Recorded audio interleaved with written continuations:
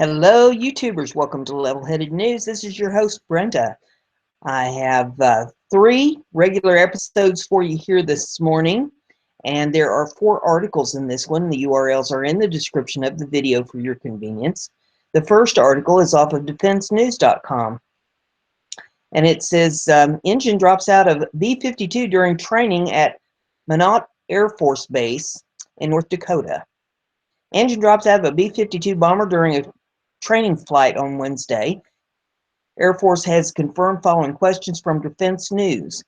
Because the B-52 runs on 8 Pratt & Whitney TF-33 P-3/103 turbofan engines, pilots were able to land the aircraft safely without any injury to the 5 personnel on board. The Air Force has since dispatched a UH-1,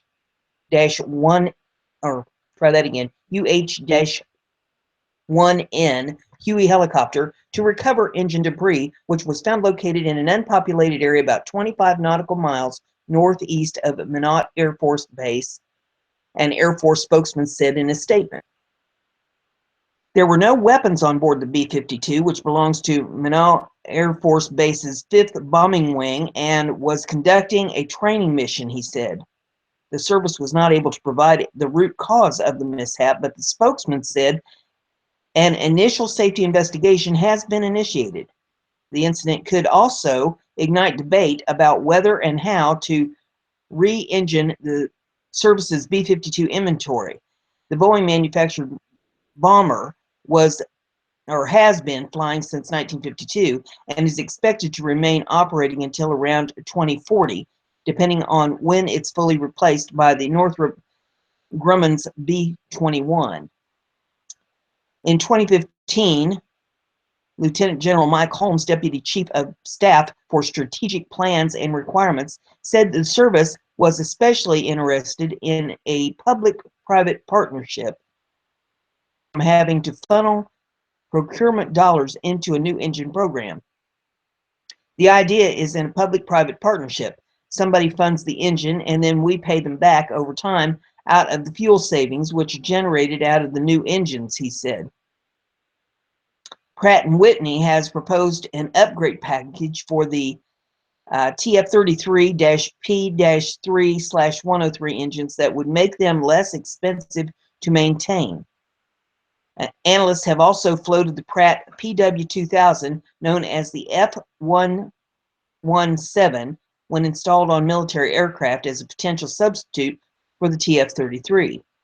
Engine manufacturers General Electric and Rolls-Royce could also offer their own replacements. There are currently 76 B-52s in the Air Force's inventory. So there's that information. Looks like Obama's really put our in the of our planes. The next article is off the Conservative Tribune, and it says Trump is going to use executive orders to destroy Obamacare on day 1.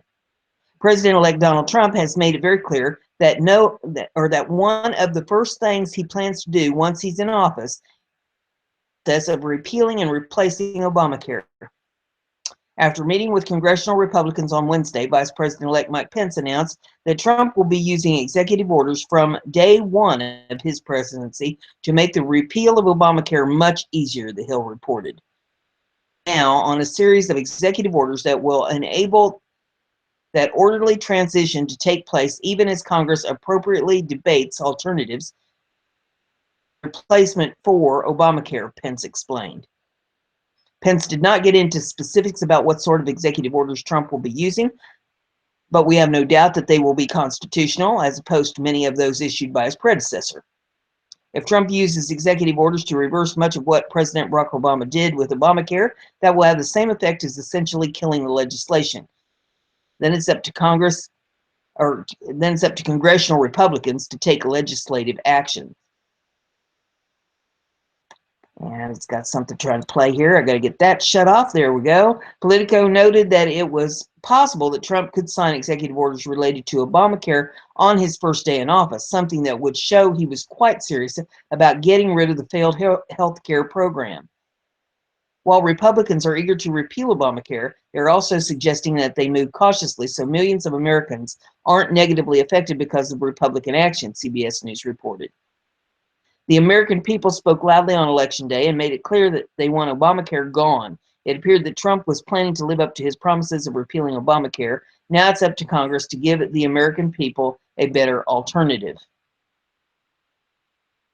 It was also off of Conservative Tribune. It says, Trump expresses interest in trimming back politicized intelligence agencies.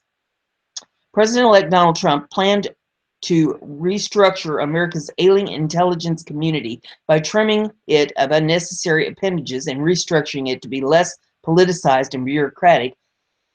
The view from the Trump team is the intelligence world is becoming completely politicized. An unnamed official familiar with the president-elect's plans told the Wall Street Journal.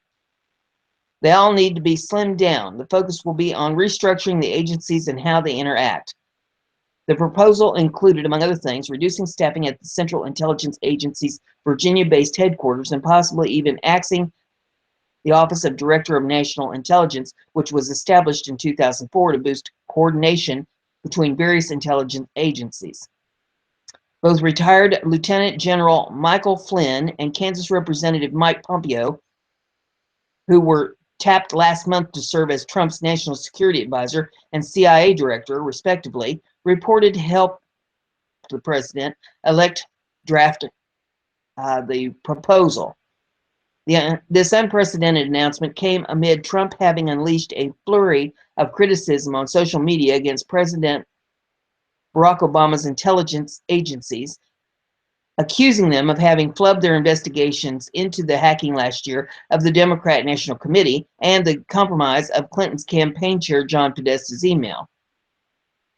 It was the president-elect's belief that, contrary to what the intelligence agencies claimed, the Russian government was not responsible for the hacked emails later published by WikiLeaks.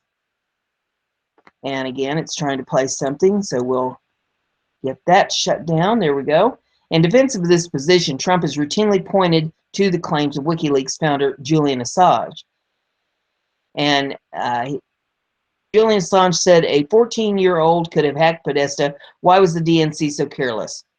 Also said Russians did not give him the info. And the article continues, says not everyone supported this assessment. To propose changing the CIA's operational structure because of loose allegations of politicization, claims based on nothing more than the agency's willingness to contradict the president-elect's preferred version of the events, would be a mistake of the highest order, California Representative Adam Schiff announced in a statement as noted by The Hill. A number of current and former intelligence and law enforcement officials reportedly agreed, with one stating, "It's pretty horrifying to me that he's siding with Assange over the intelligence agencies." However, some evidence favored the president-elect's version of the events. According to Investor Business Daily, intelligence officials have failed to offer concrete evidence proving Russian hacking. The decision to expel Russian diplomats over these claims looked like Alice in Wonderland-style justice. Sentence first, verdict afterward. While Trump reported plan was indeed unprecedented as well as controversial, it seemed to be far more than most were willing to acknowledge. And the last one that I have in this episode is off of Conservative Tribune, and it says, America's comeback has officially started. GOP introduces concealed carry, and I always have trouble pronouncing this, Reciprocity Act. Hopefully I got that right. Concealed carriers have had problems for years with traveling from state to state. While some states honor other states' concealed carry permits, others do not. And crossing state borders requires ensuring that state laws accommodate the carrier's travel plans. Without nationwide reciprocity, a North Carolina resident cannot travel to Delaware without having to reroute their trip to avoid driving through Maryland, North Carolina Representative Richard Hudson said in a statement. A Pennsylvania resident who is a concealed carry permit holder consistently worries about making a wrong turn, ending up in New York and breaking the law. Even the most careful and carry permit holders find it difficult to navigate the current maze of state and local concealed carry laws, he continued. Hudson solution, national concealed carry reciprocity. The bill was originally introduced in 2015. Our Second Amendment right doesn't appear when we cross state lines, and this legislation guarantees that, Hudson told the Daily Caller. And again, it's trying to play something, and we'll shut that down. The Concealed Carry Reciprocity Act of 2017 is a common sense solution to a problem too many Americans face. It will provide law-abiding citizens the right to conceal carry and travel freely between states without worrying about conflicting state codes or erroneous civil suits. Concealed carry reciprocity,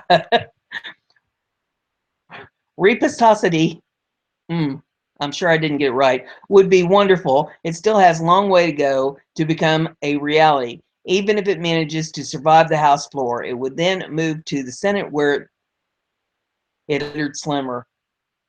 If it gets through Congress, however, its trip to the executive branch would be far more favorable than in past years. You know, there's some people that can't say aluminum. That one I can say. Some people can't say cinnamon. That one I can say. But this this one I have a problem with. Oh, can't laugh at yourself. You don't deserve to be able to laugh at anybody else. If you like what we're doing, give it a thumbs up, share it on your social media so everybody gets to hear the news. Be sure and subscribe if you haven't already, and click that little bell next to the subscribe button, and check the box so that you get email messages every time I put a show up, so you stay in tune with the news.